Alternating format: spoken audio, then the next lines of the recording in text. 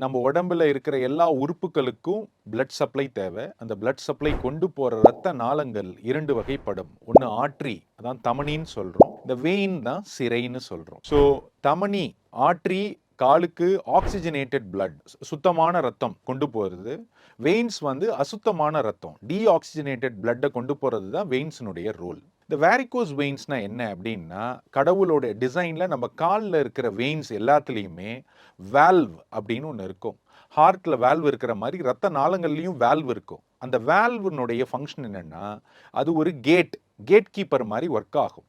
So whenever we stand, whenever we walk, நடக்கும் பொழுது காலில் இருக்கிற மசில்ஸ், நம்ம கெண்ட சதையில் இருக்கிற மசில்ஸ் பெரிஃபரல் ஹார்ட்னு சொல்லுவோம். எல்லாருக்கும் ஒரு ஹார்ட் இருக்கிறது தெரியும். கால் கெண்ட சதையில் இருக்கிறது தான் இரண்டாவது இருதயம், செகண்ட் ஹார்ட்னு சொல்லுவோம்.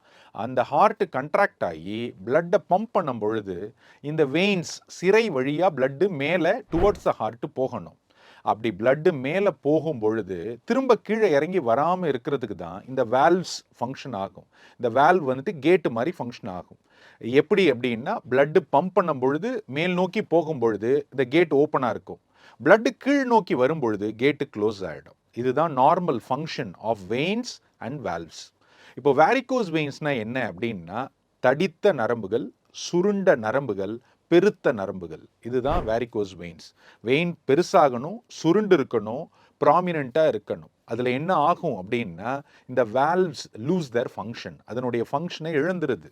அதனால் பிளட்டு மேல் நோக்கி போகிறது இந்த வேல்வ் வழியாக கீழ் நோக்கி லீக் ஆகுது. அது லீக் ஆகிறதுனால இந்த வெயின்ஸ் ப்ராமினெண்ட்டாக இருக்குது. அதுதான் வேரிகோஸ் வெயின்ஸ்.